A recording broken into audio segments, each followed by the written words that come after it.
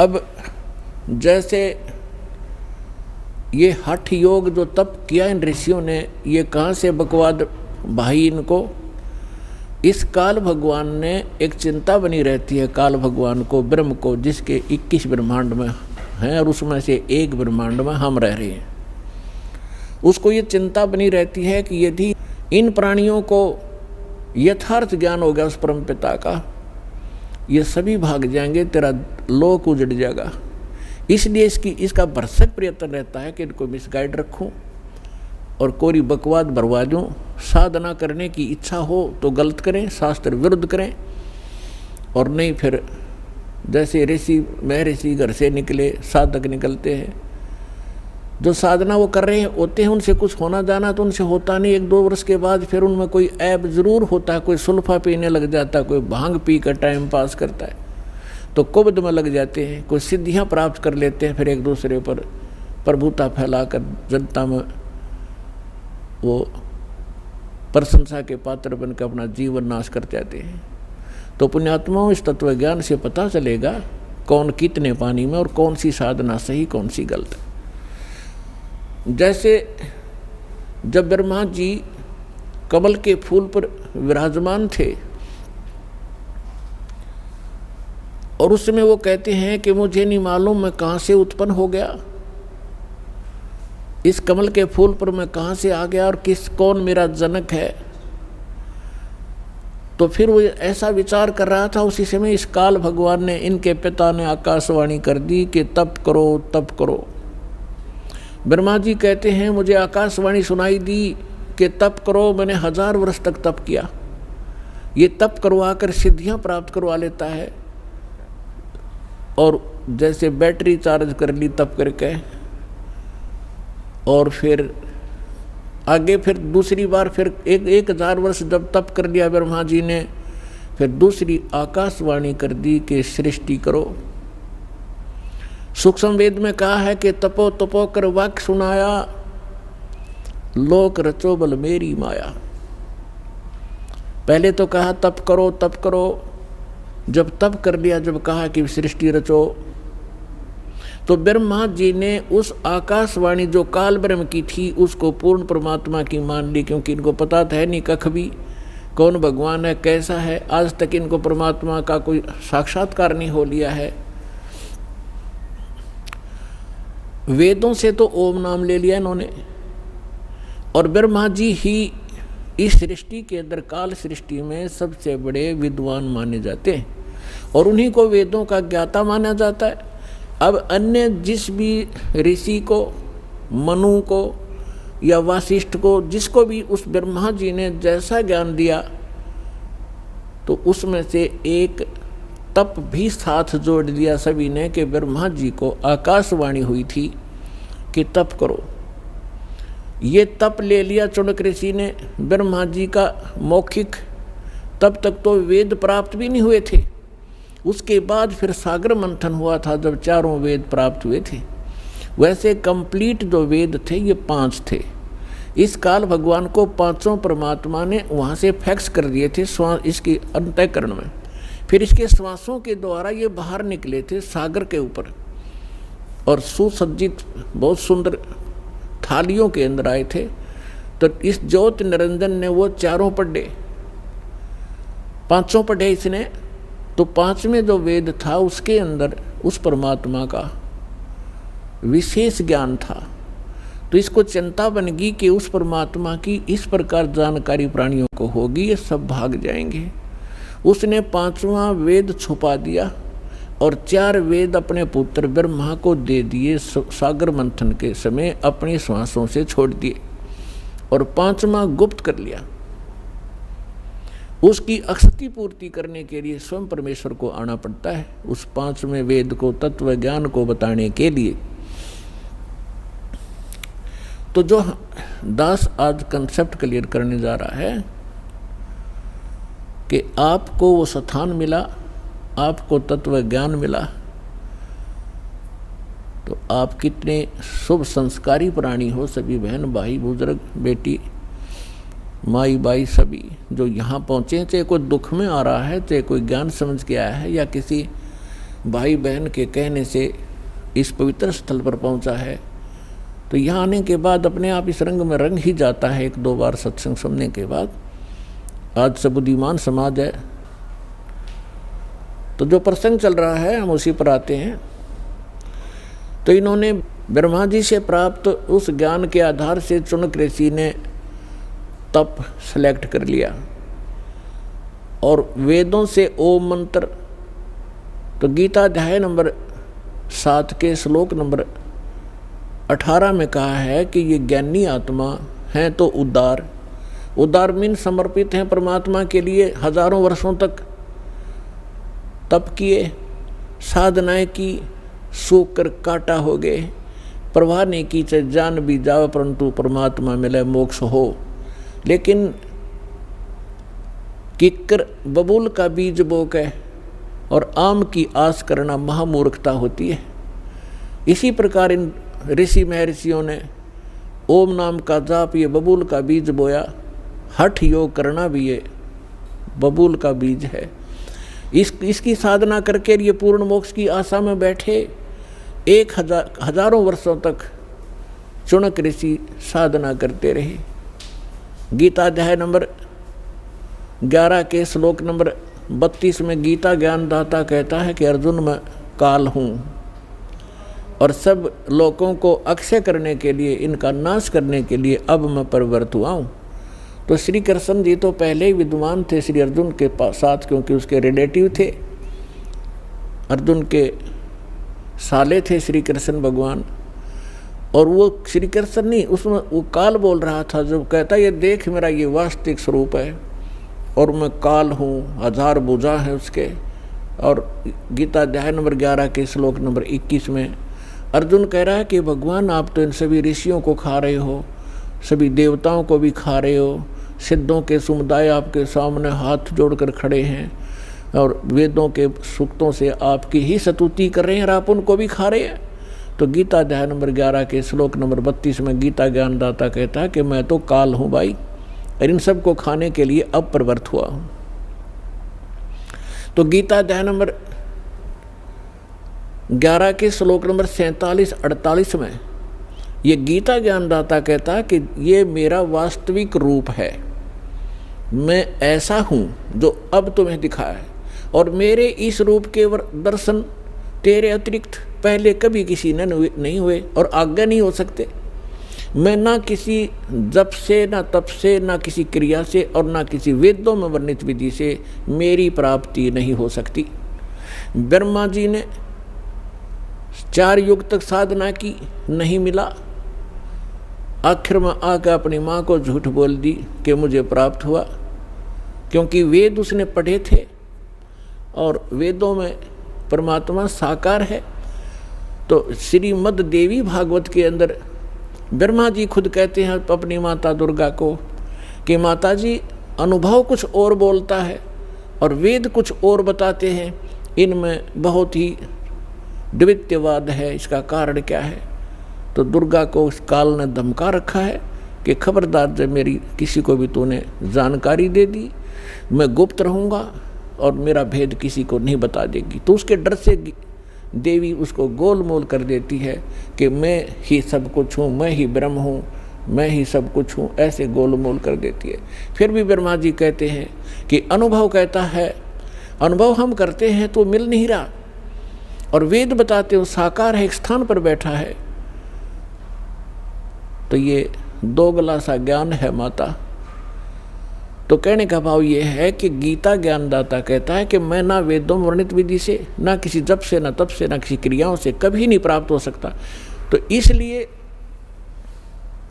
गीता अध्याय नंबर 7 के श्लोक नंबर 24 और 25 में ये खुद कहता है कि मैं अव्यक्त हूँ, अपनी योग माया से छुपा रहता हूँ। ये मेरा अनुत्तम विधान है, अटल विधान है। अनुत्तम तो इसलिए जब माता पिता है और बच्चों से भी गुप्त है तो कोई न कोई दोष है उसके अंदर, वो अच्छा आदमी नहीं है। इसको श्राप लगा हुआ है, 1 लाख मानव शरीरधारी प्राणियों का आहार करता है, जिस कारण से छुपा बैठा है। कहीं पता लग गया तो एक भी नहीं तेरी पूजा करेगा, तेरे इन सब देवी देवताओं को भी भूल जाएंगे। इसलिए गुप्त रहता है ना अपने देवी देवताओं को, इन सबको, किसी को, पुत्रों को भी इसने भेद नहीं बता रखा। ये स्वयं स्पष्ट कर रहा है गीता अध्याय नंबर 7 के श्लोक नंबर 24 और 25 में कि मैं ये अबुध है, ये जो जन समुदाय सामने खड़ा है, ये मुझ अव्यक्तम माम अव्यक्तम व्यक्तिम आपनम मनन्ते अबुध, ये मूर्ख मुझ अव्यक्त को और कृष्ण रूप में, व्यक्ति रूप में आया हुआ मान रहे होंगे। मैं कृष्ण नहीं हूँ, आई एम नॉट कृष्ण। मैं अपनी योग माया से छुपा रहता हूँ, मैं कभी किसी के समक्ष नहीं आता। गीता अध्याय नंबर 4 के श्लोक नंबर 5 और 9 में ये स्पष्ट कहता है कि अर्जुन, तेरे और मेरे बहुत जन्म हो चुके, तू नहीं जानता, मैं जानता हूँ, और मेरे जन्म और कर्म अद्वितीय हैं, अलौकिक हैं। तो इसके कर्म ऐसे हैं कि ये सामने नहीं आता और किसी में प्रवेश करके प्रेत की तरह जो क्रिया करवानी है वो कर देता है, करा जाता है। तो ये कहता है, तो ब्रह्मा विष्णु महेश ने साधनाएं की, परमात्मा मिला नहीं। इन्होंने निराकार विधान बना दिया कि परमात्मा निराकार है। तो इसी प्रकार जो प्रसंग चल रहा है हम उसी पर आते हैं। इस चाणक्य ऋषि ने वो साधनाएं प्रारंभ की जो सभी ऋषि पहले से ही डले ढो रहे थे। उससे वो परमात्मा तो मिलना है ही नहीं, ये एटम बम बन जाते हैं, एटम बम। अगस्त ऋषि ने सारे जीवन में डले ढोकर एक सिद्धि प्राप्त कर ली, सब सागर पीण की। बता, सारे जीवन को नाश करके उसने एक ये प्राप्त किया कि सब सागर पी लिया। अब इस तत्व ज्ञान के अंदर परमात्मा ने क्या बताया है, अब आपको उस परमात्मा का दिया हुआ कुछ ज्ञान बीच में सुनाएंगे, क्योंकि आप एक विद्यार्थी हैं और पूरे वर्ष में एक ये पूरा कोर्स दास ने आपका करवाना होता है। 3 दिन का सत्संग इसीलिए रखा है कि प्रत्येक सत्संग में श्रद्धालु भी बदल जाते हैं और श्रोता भी जो लगातार सुन रहे हो तो अच्छी बात है। इसलिए धीरे धीरे सारे ही ज्ञान के ऊपर विवेचन किया जाता है। अब जैसे ये सिद्धियां क्या है, ये जीवन नाशक इस प्राणी की सबसे बड़ी दुश्मन है, इससे प्रभुता आ जाती है और अपनी ही, जैसे पहले बैटरी चार्ज करी फिर वह ख़त्म कर दी, रह गया जैसे का तैसा। जैसे इन सिद्धियों को परमात्मा ने ऐसा बताया है कि जैसे आप देखते हो वर्षा के मौसम में अन्य चींटियां होती हैं बगैर पंखों की होती हैं, और उन्हीं चींटियों के बिलों से कुछ पंखों वाली चींटियां निकलती हैं और वो उनके अंदर परमात्मा होती हैं, क्योंकि वो उड़ नहीं सकती दूसरी चींटियां और वो उड़ जाती हैं आकाश में। तो वो यूँ सोचे हैं कि ये तो भगवान से मिल ली, क्योंकि ये तो उड़ जाती हैं आकाश में। और वो आकाश में जैसे आजकल आप देखते हो मौसम वर्षा का है तो चींटियां निकलती हैं पंखों वाली कीड़ियां, और कहाँ जाती हैं, या तो दीपक पर जाकर जलकर मर जाएंगी, या फिर बल्लभ के चारों तरफ घूमती रहेंगी। थोड़ी सी देर में उनकी पंख टूट जाएंगी, कट कर नीचे पड़ जाएंगी और वो चिट्टी की चिट्टी रह जाएंगी। इसी प्रकार ये जो साधना करते हैं, गलत साधना करते हैं, शास्त्र विधि को त्याग कर जो मनमाना हठ योग आदि करते हैं, अन्य जाप मंत्र अनुष्ठान करते हैं, उनसे उनमें सिद्धियां आ जाती हैं। और आम मानव से वो जैसे आकाश में उड़ जाना, जल के ऊपर ऐसे चलना जैसे थल पर चलते हैं, सब समुद्रों को पी लेना, इस तरह के जो ये कलाबाजी इनमें आ जाती है तो आम मनुष्य तैनो सोचे न भगवान मिल गया। अब परमात्मा कहते हैं डंब करें डूंगर चढ़ेंगे अंत झिन्नी झूले, जग जाने बंदगी करेंगे बोवें सूल बबूले। अब परमात्मा कहते हैं कि हमारी इस साधना से जो हम आपको प्रदान करेंगे, इससे आपको 24 सिद्धियां आ जाएंगी। यहाँ की तो 8 सिद्धि हैं, और उन्हीं के अंदर ये लटपट होकर अपना जीवन नाश कर जाते हैं। परमात्मा कहते हैं जो साधना हम आपको बताने जा रहे हैं इससे आपको 24 सिद्धियां प्राप्त हो जाएंगी, लेकिन एक भी प्रयोग मत कर लेना, नहीं तुम्हारे लिए विष का काम करेंगी। अपने आत्मा सिद्धि का अर्थ होता साधना की सफलता। हम इन सिद्धियों जो हमारे अंदर आएंगी हम इसको डिपॉजिट रखेंगे, एक पावर बनेगी, और जो अन्य मंत्र हम आपको दे रहे हैं उससे आपकी आत्मा इतनी चार्ज होगी, इन्हीं के सहारे इनकी भक्ति की शक्ति से हम सतलोक जाएंगे। यदि हमने यहाँ खराब कर दी तो हम आगे जा नहीं सकते, हमारी सारी पूंजी नष्ट हो जाती है। तो क्या बताते हैं, शब्द महल में सिद्ध 24 अंश बिछोड़े विश्वे 20। कहते हैं हमारे जो मंत्र में शब्द में 24 सिद्धियां आ जाएंगी आप में, और यदि आपने इनका प्रयोग कर लिया आपकी वाह वाह हो जाएगी। किसी का झाड़ा ला दोगे वो ठीक हो जाएगा, आपकी भक्ति नष्ट हो जाएगी। या आप देखते हो पुराने किसी नगर में कोई किसी चीज़ का झाड़ा लगाता है, उनका दादा लाई है कि वो दूसरा लगाना शुरू कर देता है। ये पूर्व जन्म के पुण्यकर्मी प्राणी थे और पहले भी इन्होंने ऐसे बैठा लिया, अरे दोबारा थोड़ी बहुत पूंजी बची थी वो झाड़े ला कर नाश कर जाएंगे। तो इसलिए हमने चौकस होना है, थोड़ा बुद्धि से काम लेना है। झाड़ा लाने से बात नहीं बनेगी, उसको अपना इस परमात्मा से जोड़े, वो भी अपना धन इकट्ठा करे, आप भी करो।